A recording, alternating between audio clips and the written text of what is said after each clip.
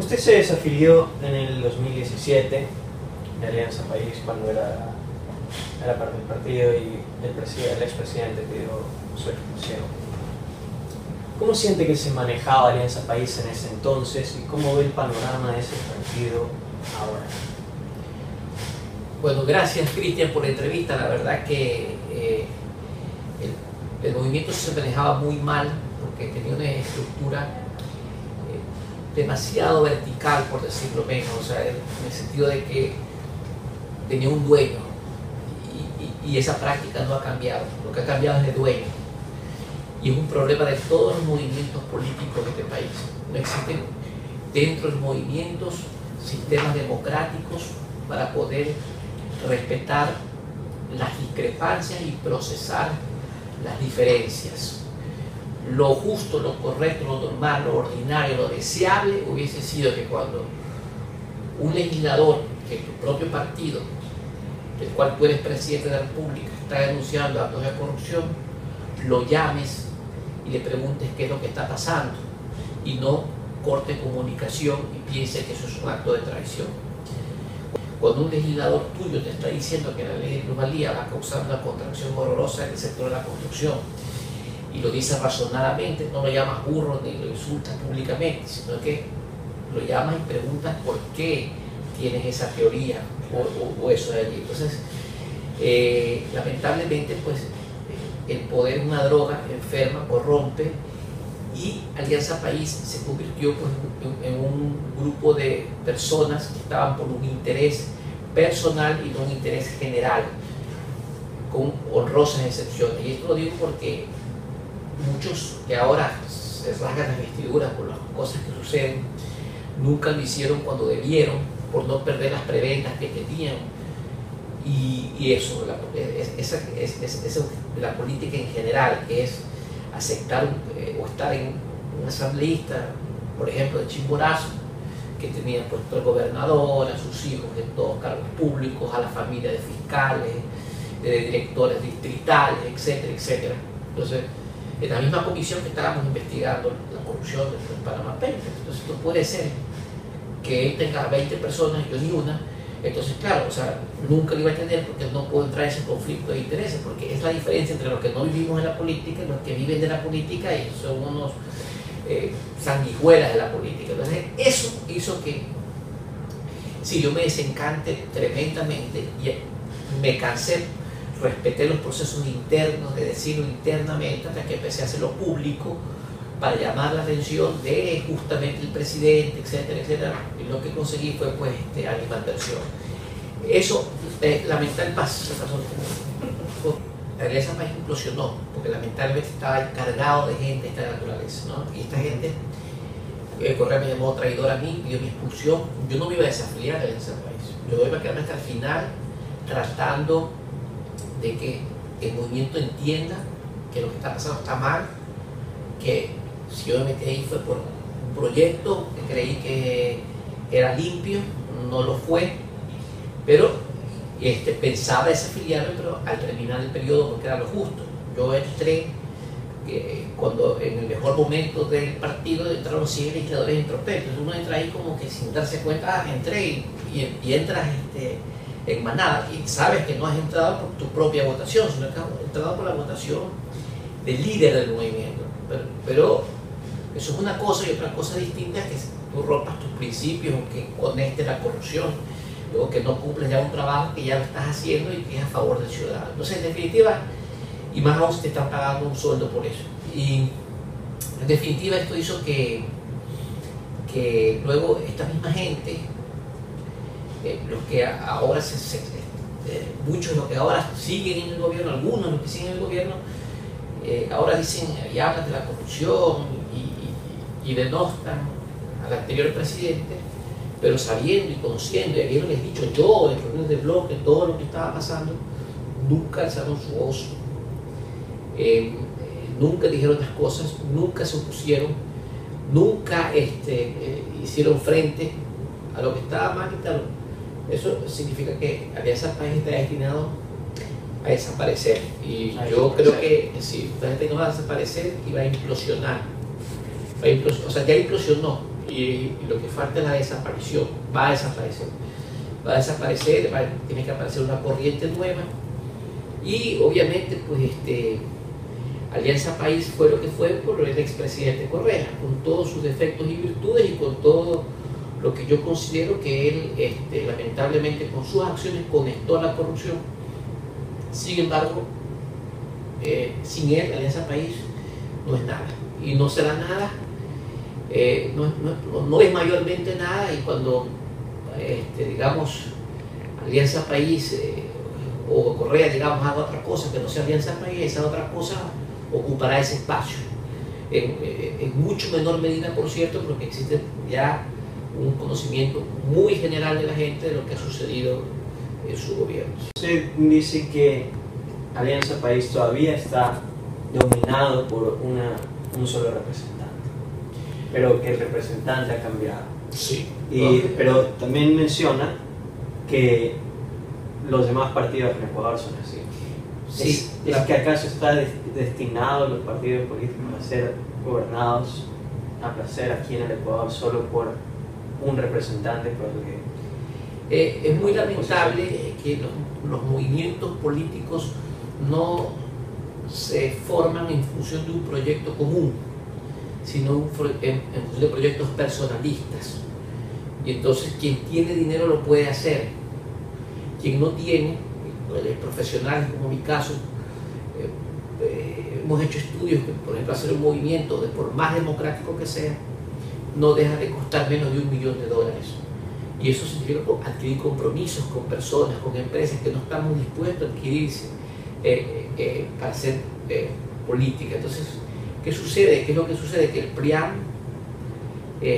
lo formó, como se llame ahora, Álvaro Noboa para impulsar su figura. Creo lo formó el señor Guillermo Lasso, que el Partido Social Cristiano tiene un solo líder fuerte que es Jaime Nebot, y que el Avanza era Ramiro González, y que el FE es Abdala Bucarán, y que Sociedad Patriótica es Lucio Gutiérrez, y así.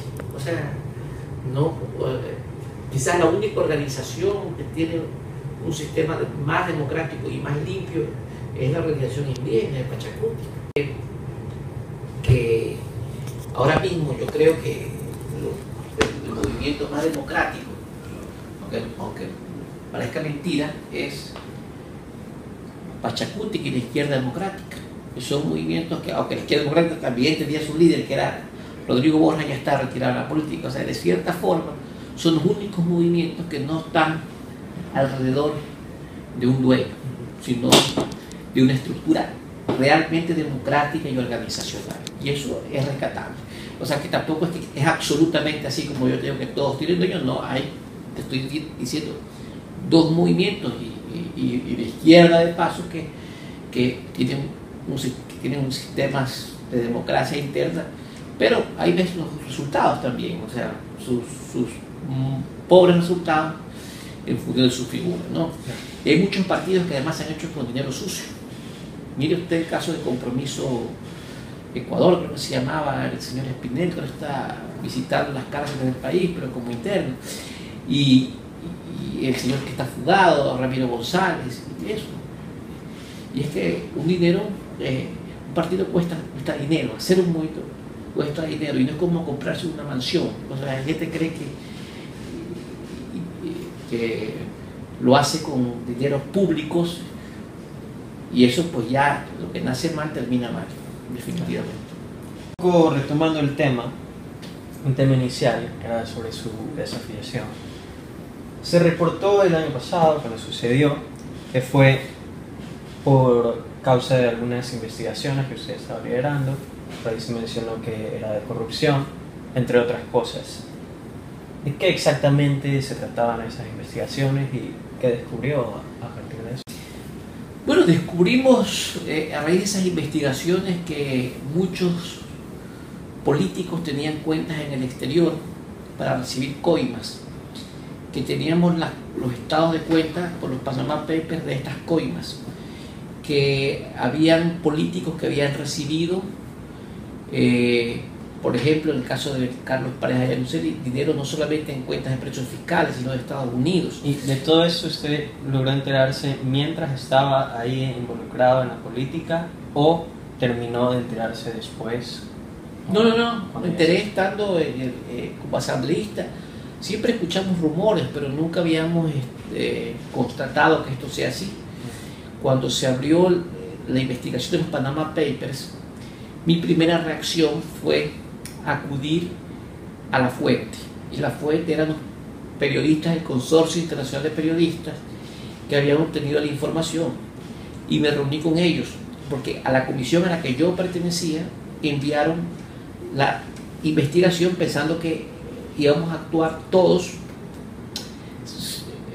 haciendo un amotreto de investigación sin investigar nada. En mi caso dijeron, me van a investigar, yo voy a investigar. Me fui donde este consorcio, luego de muchas reuniones para poder ganarme la confianza de ellos, obtuve la información y luego yo mismo viajé a otros países a constatar que esa información, que estaba mucho en digital, sea veraz. Y así fue pues como descubrimos cuentas como de Alex Bravo, donde había recibido 18 millones de dólares, el señor Pareja 5 o 6 millones de dólares y otros, el señor Calvo Piña 1.400.000, 1.800.000 de un contrato, el señor Ramiro Luque un contrato con 33 millones de sobreprecio.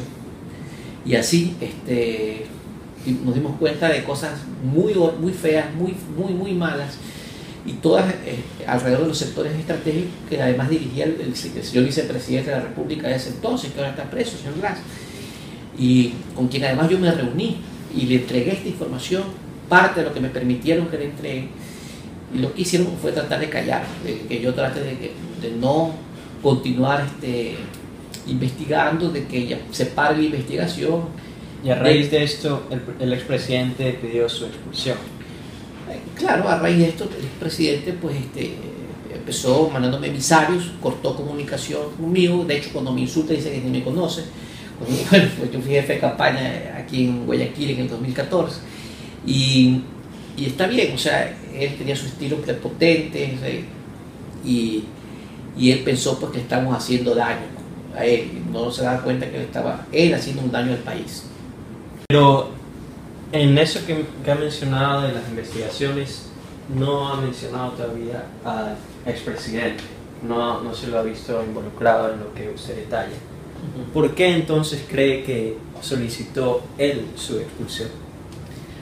Porque él quería mantener un discurso de manos limpias de su gobierno, y él sabía que todos estos actos de corrupción iban a terminar manchando su gobierno, cuando lo correcto era que él mismo, si es que no tuviese nada que ver, yo no puedo decir que él tiene algo que ver. Yo salí de la asamblea el 13 de mayo del 2017 y en ese momento yo corté todas las investigaciones que estaba haciendo porque ya no era legislador, ya no era mi función. Lo investigué hasta el último día, fui el único legislador que presentó varias denuncias a la Fiscalía sobre el tema, que presenté una montaña de pruebas y que tiene casi todos los que están presos fueron por mis denuncias formales. Y yo no encontré, o sea, ninguna evidencia, porque no existe, de que el expresidente Correa haya participado, lo que no significa que no haya participado, simplemente que yo no lo he encontrado, sí, nada más, y porque yo ya dejé de investigar. Pero sí es extraño, y a cualquiera le extraña, que el expresidente Correa no